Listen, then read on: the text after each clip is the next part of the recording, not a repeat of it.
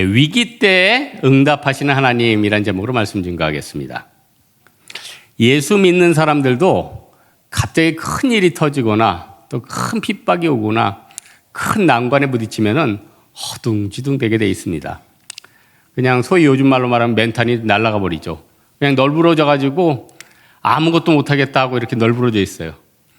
사실 기도도 평상시에 하던 사람들이 위기 때 기도하지, 평상시에 기도를 안 한 사람이 위기를 당하면요, 그거 진짜 답도 없어요. 진짜 답도 없다니까요. 평상시에 기도하던 사람이 위기 때 기도하는 거예요. 그러니까 우리가 위기는 인생 가운데 언제든지 오기 때문에 항상 깨어 기도에 힘써야 되는 이유가 바로 그것에 있습니다. 그래서 우리 데살로니가전서 보면 있잖아요. 항상 기뻐하라. 왜 기뻐하라 했을까요? 인생이 뭐 기쁜 게 없잖아요. 그런데 명령이니까 쉬지 말고 기도하라. 그냥 호흡처럼 하라는 거예요. 니네 싸움이 혈과 육을 상대하는 것이 아니라 통치자들과 권세들과 이 세상의 어둠의 주관자들과 하늘에 대한 악한 여등들을 상대함이니까 쉬지 않고 기도하라. 그리고 범사에 감사하라. 감사할 일이 별로 없을 것 같은데 감사한다는 건 또 미래를 놓고 감사하는 거죠. 오늘 본문에 보면은 제자들이 배에 올랐다고 그래요. 23절에. 여기서 배는 이제 플로이온이라고 하는데 원어로 12명에서 13명 정도 타는 조그만 고기잡이 배랬어요. 뭐 딱 생각이 안 나요? 예수님 제자들이 탔는데 아주 그냥 적정 인원 딱 맞았구만. 또 예수님은 고물에서 베개를 베고 주무셨대요. 여러분, 고물이 저기 쓰다 남은 게 그게 고물이 아니라 사전 찾아보세요. 저도 서울 사람이라 잘 모르는데 사전 찾아보니까 배의 뒷머리래요. 그러니까 뒷머리에 딱딱하니까 또 거기다 베개를 비고 주무셨대요. 그런데 이 큰 놀이 일어나서 배가 물결에 덮이게 됐다는데 마태는 좀 믿음을 바라보는 관점으로 썼기 때문에 좀 디테일한 것보다는 좀 믿음을 강조해요. 솔직히 원래 순서대로 말하면 예수님께서 제자들이 살려주십시오 했을 때 바람과 바다를 꾸짖고 그 다음에 제자들을 꾸짖었어요. 믿음이 없는 자들아 왜 무서워했느냐. 근데 마태는 뭘 강조하고 싶은 거예요? 믿음이 없는 걸 강조하고 싶어요. 우리가 상식적으로 생각해도 막 배가 막 풍랑이 일었어요. 근데 예수님이 일어났었어요. 배가 뒤집히게 생겼는데 제자를 그 일장 연설하는 거. 어찌 무서워했느냐 믿음이 작은 자들아. 그럼 제자들이 뭐래요? 예수님 일단 바닷물부터 스톱시켜주고 그 다음에 채찍으로 치든지 뭐든 저희를 해야 될 거 아닙니까? 그래서 이제 마가복음, 이 공간복음이라고 하죠. 마가복음, 누가복음 이 공간복음에 보면은 이게 어떻게 해석을 하냐면은 마가복음 4장에 보면 물결이 배에 부딪혀 들어와 배에 가득하게 되었대요. 그러니까 큰 놀이 일어나서 배가 덮이게 될 뿐만 아니라 그 물이 들어가지고 꽉 잠긴 거예요. 꽉 잠긴 거예요. 이거 굉장히 급박한 상황이죠. 근데 이 마가복음, 오늘은 마태복음인데 이 마가복음에 보면은 이 마가 요한은 조금 현실적으로 더 디테일하게 기술하거든요. 근데 마가복음 4장 36절에 보면은 예수님께서 무리를 떠나서 이제 배를 타고 가는데 이 마가가 특종을 하나 보고를 해요. 그 특종이 뭐냐면 마가복음 4장 36절에 예수를 배에 계신 그대로 모시고 가매 다른 배들도 함께 했었다.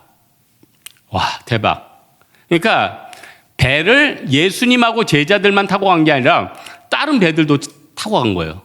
이거를 이제 계시 의존적인 사색에 의해서 제가 한번 사색을 해보니까 그럼 다른 배에 백부장이 타고 있었으면 그 백부장의 배는 예수님은 없었지만 오히려 잔잔하지 않았을까? 그런 생각 안 해봐요? 12 제자들은 무서워가지고 예수님이 옆에 있는데도 두려워했으니까 마음이 죽을 만하는데 예수님이 다른 배에 타고 있었지만 백부장은 믿음이 있어서 안전했다는 거예요. 그러니까 똑같은 걸로 사도 바울도 풍랑을 만났는데 편안했잖아요. 심지어는 독사에 물렸는데도 평안했잖아요. 왜 그랬을까요? 이거는 미래의 하나님이 내 어떤 고통과 고난 가운데서도 나를 살리실 것이라는 걸 믿는 믿음이에요.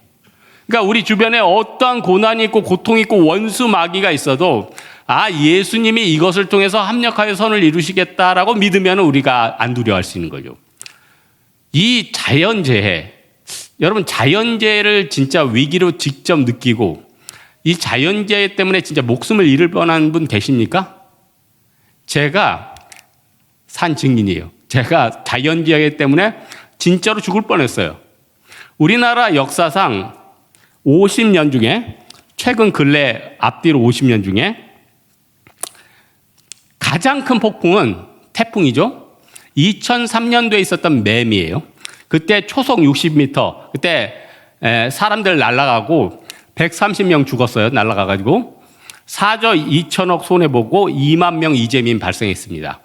근데 20년도 더 전이니까 그때는 일기예보도 뭐 비 온다고 그랬다가 해가 쨍쨍하고 뭐 그랬어요. 그때 저희 간사들하고 제가 교회 기도원에 기도하러 갔어요. 매미가 상륙하기 전날이었습니다. 그때는 뭐 그냥 비가 적당히 온댔어요. 그래서 우리는 교회에서 기도나 하자. 기도를 했어요. 기도를 새벽 2시인가 끝내고 자매들은 교회 기도원 본당에서 자고 형제들은 저와 기도원 옆에 천막에서 잤습니다. 근데 새벽 5시인가요? 태풍 매미가 찾아온 거예요. 어떻게 찾아온지 아세요? 맴맴. 이거 유머입니다. 맴맴 하면서 왔어요. 그리고는 번개를 쳐가지고 기도원 천막 위에 있던 나무를 쳤어요. 나무가 이렇게 두꺼운데 그게 우리 천막을 덮인 거예요. 그 나무가 어디에 떨어졌냐? 저와 다른 형제, 그 형제는 지금 목회하고 계십니다. 그 형제 사이로 떨어졌어요. 그 형제가 제 옆에서 자고 있었는데 눈을 떠보니까 그 형제는 저기 흙의 바닥에 묻혀 있고 저는 침상과 함께 이쪽으로 날아왔어요. 그래서 우리가 이제 도망가야 된다. 그래서 내려가려니까 봉고도 물에 잠기고 이미 기도원에 내려가는 데는 진짜 강이에요, 강. 그래서 우리는 인간띠를 하고 로프를 잡고 이거 무슨 재난 영화 같죠? 그렇게 내왔더니 그 기도원 근처에 땅들이 다 갈라져 있고 차들은 안 다니죠. 그래가지고 한참 그 경기도를 걸어와가지고 교회에 연락을 해가지고 교회에서 차를 보내줘가지고 그걸 타고 복귀했습니다. 근데 저는 이런 생각을 해요. 여러분, 하나님이 그 나무를 또 흙더미에 파묻힌 그 형제를 누가 결국 구한 겁니까? 왜 제가 흙더미에 안 묻혔습니까? 전 침상에 있었어요. 둘이 있다가 하나는 흙더미에 묻히고 저는 다행히 침상강에 점프해가지고 내려갔는데 일단 중요한 거는 예수님께서 우리의 일거수일투제 또 예수님께서 그런 말을 하잖아요.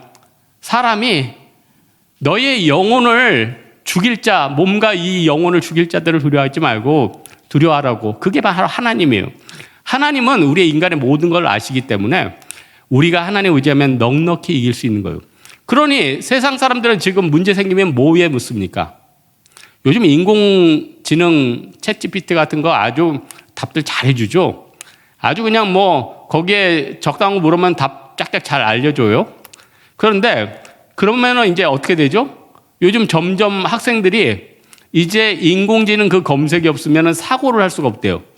문제가 생겼는데 인터넷에 접근해서 답을 물어보면 내가 그 답에 순종하면서 살아야 되는데 그 답을 모르니까 어떻게 돼요? 아니 내 마음속에는 애들이 챗GPT는 나의 목자시니 내가 부족함이 없으리도 이렇게 살고 있는데 그게 없으니까 멘붕에 빠지는 거예요. 결국요 인간이 기계에 복종하는 안타까운 일이 있다는 겁니다. 제가 늘 성도분들한테 권하는데 물건을 싸고 좋게 살려면 어떻게 사야 돼요? 뭘 검색해야 돼요? 뭐 애누리닷컴, 다나닷컴 이게 아니라 기도를 해요. 기도를 하면은 조금 더 비싼 걸 살 수는 있어요. 그러나 하나님이 너한테 이건 필요 없어 하면 그거를 안 살 마음을 줘요. 훨씬 좋은 거 아니에요? 또 이게 좋은 건데 샀어요. 근데 그걸 뭐 킥보드라고 칩시다. 그거 타다가 사고 났어요. 그러면은 안 사는 이만 못한 거 아니에요? 여러분 우리는 하나님을 의지하고 우리의 믿음 없는 것을 안타까워해야 될 때이지 우리가 원수 마귀를 두려워하고 또 내 안 풀리는 문제, 남보다 못하는 문제 이런 걸 가지고 우리가 나가면 안 된다는 거예요. 여러분 이 시대에 우리는 믿음을 붙들어야 돼요. 이 시대에 우리는 하나님을 붙들어야 돼요. 근데 우리는 신앙생활에 많은 고난과 고민을 겪고 나서 위기 때는 하나님을 붙잡고 내 인생을 하나님만 의지해야 된다는 걸 알아요. 그런데 위기 때 이걸 평상시에도 못 잡으니까 위기 때는 더 못 잡죠. 그래서 헝가리 출신의 전설적인 투자자 앙드레 코스톨란이라는 사람이 이런 얘기를 했습니다. 좀 특이하길래 제가 써왔어요. 밀 가격이 떨어질 때 밀을 가지고 있지 않았던 사람은 밀 가격이 오를 때도 역시 가지고 있지 않다. 무슨 말이에요? 우리가 위기가 아닐 때도 기도 안 하는데 위기 때 기도하겠느냐는 거예요. 우리가 하나님 앞에서 위기 때에 뭘 해야 됩니까? 그나마 제자들이 믿음이 없는데 잘 불렀어. 예수님을 불렀잖아요. 그나마 예수님을 불렀으니까 자기의 믿음이 없었는데도 구원받은 거 아니에요? 그런데 백부장처럼 주님께서 내가 친히 가겠다. 내가 바다를 잠잠히 시키겠다. 그런데 백부장이 어떻게 얘기해요? 주여, 주께서 내 집에 들어오심을 내가 감당하지 못하겠사오니 다만 말씀으로 하소서. 나도 남의 수 아래에 있는 사람이요, 내 밑에도 군사가 있으니 이더러 가라면 가고 저더러 오라면 오고 내 종들에게 이것을 하라면 하나이다. 예수께서 들으시며 놀랍게 여겨 그 따르는 자들에게 이르시되 내가 이스라엘에서 이만한 믿음을 보지 못하였도다. 동서로부터 아브라함과 야곱과 이삭이 자손들이 와서 천국에 앉으려니와 그 본 자손들은 바깥 어두운 데에 쫓겨나 거기서 슬피 울며 이를 갈미 있으리라. 예수님이 어떤 얘기를 하신 겁니까? 유대인이고 또 예수 율법을 잘 섬긴다는 사람들도 결국은 믿음이 없으면 성 밖에 나가서 슬피 울며 이를 갈게 된다는 거예요. 그러나 믿음의 배는 어떻게 돼요? 순탄하게 가는 거죠. 그래서 그 마가복음에서 말하는 그 배가 마태복음에서 말하는 제자들이 탄 배가 아닌 배들은 누가 탔을지는 몰라요.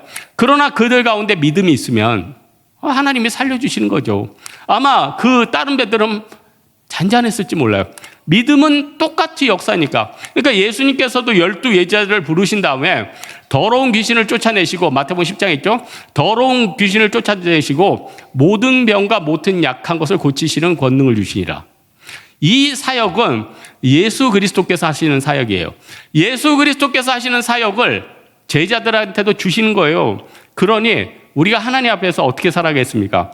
내가 위기 때도 하나님 붙잡고 위기가 아닐 때도 하나님 붙잡으면 더 강력한 사람이죠. 이 중에 지금 위기가 엄청나게 찾아온 사람이 있어요. 그 사람은 왜 찾아왔을까요? 그 사람의 죄 때문에? 아니에요. 여러분은 마귀가 지금 시기 질투하고 있어요. 여러분은 지금 예배의 자리에 나오고 기도하기 때문에 마귀가 마음이 부글부글 끓는 거예요. 그래서 저놈이 수요 예배까지 나가? 그래서 마귀가 막 화가 나는 거예요. 그러니까 막 여러분의 인생을 막 고난을 막 주는 거예요. 쓰나미 같이 오고, 이번 주에 되는 일은 하나도 없고, 내 주변에는 뭐 그냥 동장 판장부터 해가지고 다 원수 마귀들밖에 없고, 교회에서도 마음에 안 드는 사람들만 잔뜩 오고. 여러분 왜 그럽니까? 마귀가 여러분을 다니엘처럼 찍은 거예요. 12 제자처럼 찍은 거예요. 그때 뭐래요? 사탄아 물러나가라. 오직 다만 하나님께 경배하고 다만 그를 섬기라. 예수님의 말씀으로 쫓아내야 돼요. 그래서 여러분, 마귀를 섬기지 않고 하나님만 섬기기 위해서는요, 내가 가장 좋아하는 것을 하나님 앞에 드리면요, 그거 굉장히 유용합니다. 눈은 몸의 등불이니 내 눈이 성하면 온몸이 밝을 것이요, 내 눈이 나쁘면 온몸이 어두우리니 그러므로 내 안에 있는 빛이 어두우면 얼마나 그 어둠이 심하게 더하겠느냐. 한 사람이 두 주인을 섬기지 못하나요? 호기를 미워하면 저를 사랑하거나 호기를 중히 여기면 저를 경히 여김이라. 너희가 하나님과 재물을 겸하여 섬기지 못하느니라. 중요하게 여기서 답이 났어요. 우리가 가장 좋아하는 것들이 있어요. 아브라함 같은 경우는 가장 좋아하는 게 뭐였을까요? 이삭. 100세 아들 낳았으니 얼마나 이뻤겠어요? 이삭 얘기면은 뭐 다 들어주죠. 근데 하나님이 이삭을 바쳐. 충격이죠. 라헬은 뭘 좋아했을까? 드라빔이라고, 그 아버지가 또 우상숭배도 많이 하고 있으니까 라반 집이 좀 그렇잖아요. 그러다 보니까 이 드라빔을 어렸을 때부터 섬겼나 봐요. 그래서 야곱을 따라 도망가면서도 이 드라빔을 치마에 숨겨가지고 도망가요. 그러니까 여러분 잘 보세요. 여러분 마음속에 깊이 여러분이 사모하고 사랑하고 요것만은 안 돼 하는 것들이 있어요. 근데 하나님이 그거 내놔. 네 손 뒤에 숨긴 거 내놔. 피곤해. 하나님, 나 이거 안 좋아해요. 근데 하나님 정확히 알고 있어. 너 그거 좋아해. 내놔. 하나님, 이거 나 안 좋아한다니까요. 안 좋아한다며 빨리 내놔. 아유, 짜증나. 요한이서에 보면은 이 세상이나 이 세상에 있는 것들을 사랑하지 말라. 이 세상에 있는 모든 것이 육신의 정욕과 안목의 정욕과 이생의 자라니 다 이 하나님 거로부터 온 것이라 이 세상으로부터 온 것이라. 이 세상과 그 정욕과 이 모든 것은 지나가되 오직 하나님의 말씀은 영원히 거하느니라. 하나님은요, 나 외에 다른 신들을 내게 두지 말지어다. 너를 위해 새긴 우상을 만들지 말고 또 위로 하늘에서나 아래로 땅에서나 땅 안에 물속에 있는 어떤 것들을도 섬기지 말고 그것들에게 절하지 말고 오직 하나님만 섬기랬어요. 여러분, 하나님을 정말 사랑합니까? 정말 사랑하면은 하나님이 야, 뭐 좀 내놔 이게 아니라 하나님 뭐 좀 드시고 싶은 게 있으세요? 이게 먼저 가는 거 아니에요? 저는 여태껏 신방간 중에 어떤 군인 형제, 근데 군인분들이 예수를 잘못 믿으면 진짜 잘 믿으면 목숨을 바쳐 믿어요. 그 형제도 굉장히, 그 형제는 육군이었는데 정말 예수를 잘 믿었어요. 제가 한 번 그 형제, 그 형제가 결혼하고 자기 집에 신방을 해서 갔어요. 그 신혼여행을 어디 갔다 왔냐 했더니 아프리카 갔다 왔대요. 그러니까 역시 군인들은 달라. 아프리카 갔다 와서 그래서 저보러 이제 식사를 차려줬어요. 근데 그때가 저보러 9시에 오래니까 저는 밥을 먹고 갔죠. 당연히 9시면 밥을 안 먹는 줄 알고 차나 먹겠거든요. 근데 제가 9시에 갔는데 저는 저녁을 먹었습니다. 먹고 갔는데 웬 수라상이 나오는 거예요. 그래서 이거 큰일 났네. 이 군인 형제가 입이 무거워가지고 말도 안 해요. 아니 9시에 밥을 먹은다면 좀 언지라도 줘야지. 저는 그날따라 저녁을 충분히 먹고 갔거든요. 그래가지고 갔는데 일단 군인 형제가 수라상을 보더니 나한테 설명을 하기 시작해요. 굴비를 딱 보여주더니 이거 자기 아내 아내 부모님이 영광이 고향인데 영광 굴비를 좀 하신대요.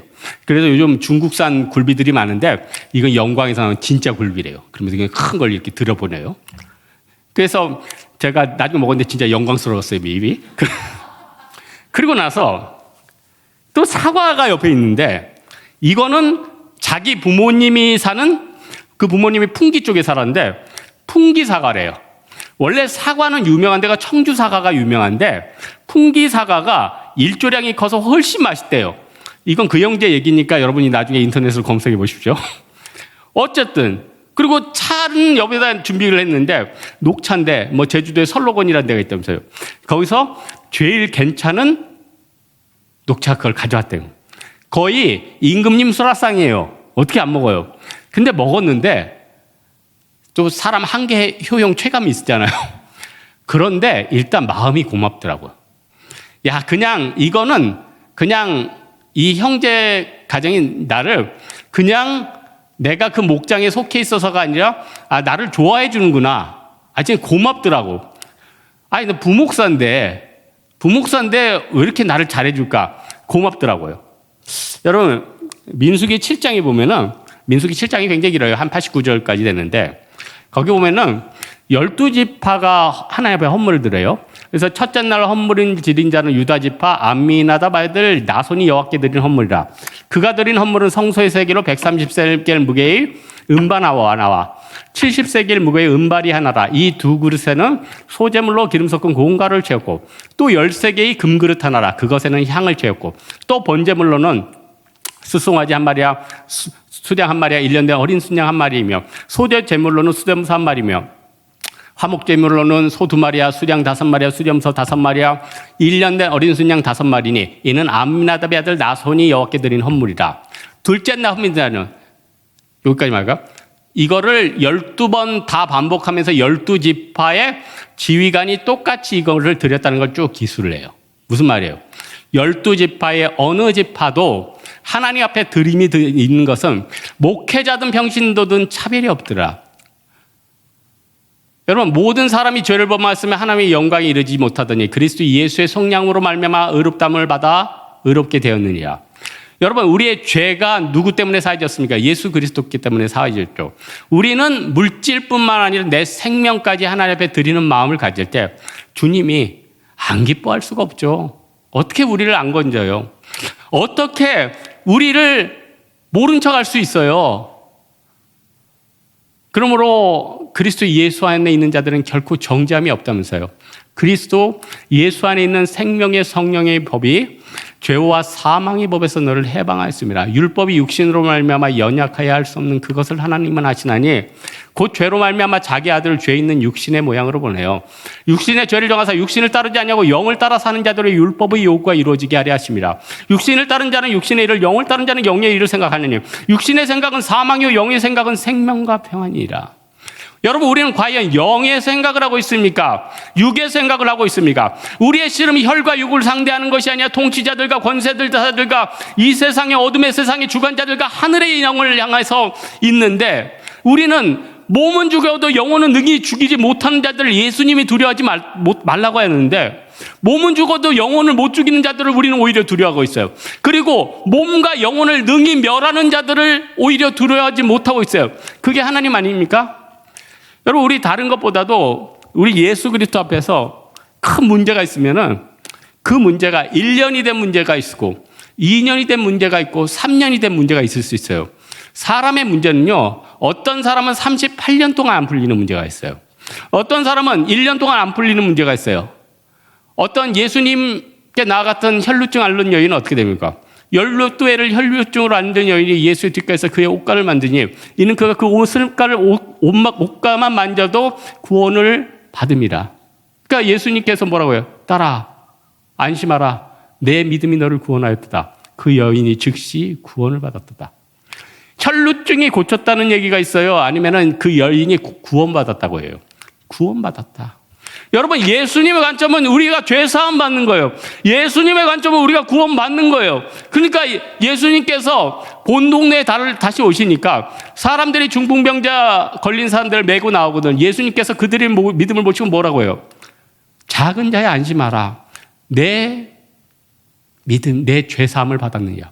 그러니까 바리새인이나 서기관들은, 사두개인들은 안이 틀려 있는 사람이잖아요. 여러분, 교회를 다니고 또 성도임에도 여러분 마음이 틀려 있는 사람도 있어요. 그들은 바리새인의 영성을 가진 사람들이에요. 그 사람들은 예수님이 와도 이적을 해도 비웃어요.